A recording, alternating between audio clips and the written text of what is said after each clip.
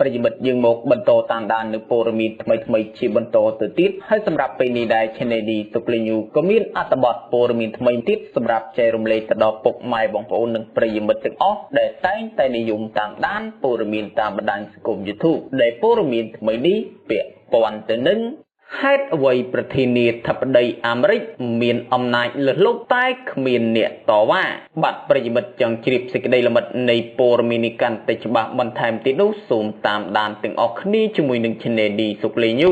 ទីក្រុងវ៉ាស៊ីនតោនភាពផ្ទុយគ្នារវាងរដ្ឋបាលប្រធានាធិបតីអាមេរិកលោកโจ Biden និងអតីតប្រធានាធិបតី Donald Trump កំពុងស្ថិតក្នុងការជជែកដេញដោលថាតើប្រធានាធិបតីរូបណាទទួលបានអំណាចធំធេងលើសលប់ជាងប្រយោជន៍សាធារណៈដែរឬយ៉ាងណានៅក្រោមអាណត្តិដឹកនាំ4ឆ្នាំកន្លងទៅលោកដូណាល់ត្រាំត្រូវបានគេពិពណ៌នាថាជាប្រធានាធិបតីអាមេរិកម្នាក់ដែលមានអំណាចខ្លាំងបំផុតរហូតដល់ក្រុមអ្នករិះគន់ខ្លះជំរុញឲ្យសភានិងតុលាការកំពូលអាមេរិកធ្វើអន្តរាគមន៍មុននឹងប្រទេសមហាអំណាចប្រជាធិបតេយ្យមួយនេះធ្លាក់ក្រោមការដឹកនាំផ្ដាច់ការប៉ុន្តែចាប់តាំងពីលោកโจ Biden ស្បត់ជួកាន់តំណែងមកក្រុមអ្នកប្រជាធិបតេយ្យមិនបានធ្វើអ្វីឡើយដើម្បីគ្រប់គ្រងឬបញ្ចប់ការកើនឡើងនៃអំណាចផ្ដាច់មុខរបស់ប្រធានាធិបតីតើ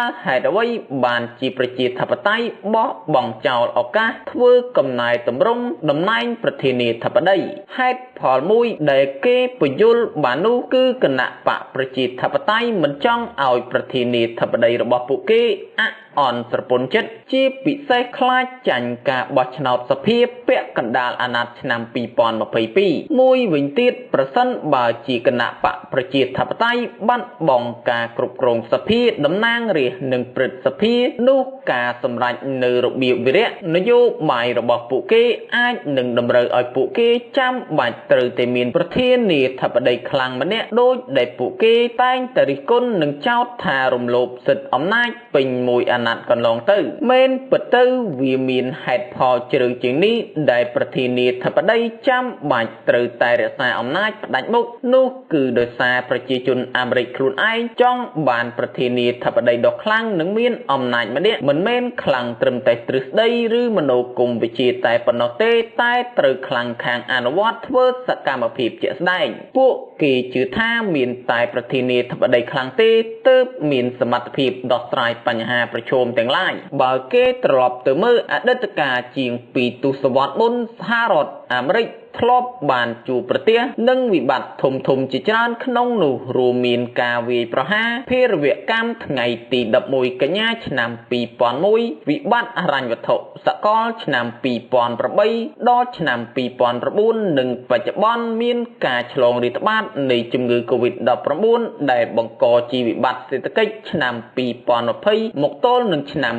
2021នេះលោក Eric Posner ជាសាស្ត្រាចារ្យម្នាក់មកពីសាកលវិទ្យាល័យ University of Chicago Law School បាននិយាយថាការដោះស្រាយវិបត្តិទាំងនេះត្រូវការប្រធានាធិបតីម្នាក់ដែលមិនមានភាពស្ទាក់ស្ទើរក្នុងការសម្រេចចិត្តខណៈដែលប្រជាជនត្រូវការមេដឹកនាំដែលអាចផ្ដល់ឲ្យពួកគេនូវការធានានិងដំណោះស្រាយវិបត្តិធំៗដូចជាវិបត្តិសេដ្ឋកិច្ចនិងសង្គ្រាមលោកលើកទី2បានផ្ដល់អំណាចយ៉ាងធំធេងដល់ប្រធានាធិបតីសម័យទំនើបហើយសភាទាំងពីររបស់អាមេរិកបានផ្ដល់អំណាចដោយស្ម័គ្រចិត្តដល់ប្រធានាធិបតីដើម្បីឆ្លើយតបទៅនឹងបញ្ហាឬវិបត្តិថ្មីៗណាមួយពោលគឺចាប់តាំងពីសង្គ្រាមលោកលើកទី2មកអំណាចប្រធានាធិបតីរបស់អាមេរិកបានកើនឡើងជាលំដាប់ដោយគ្មានអ្វីមករាំងស្ទះឡើយក្រុមអ្នកស្រាវជ្រាវប្រជាធិបតេយ្យត្រូវបានប្រធានាធិបតីដ៏មានអំណាចម្នាក់ដើម្បី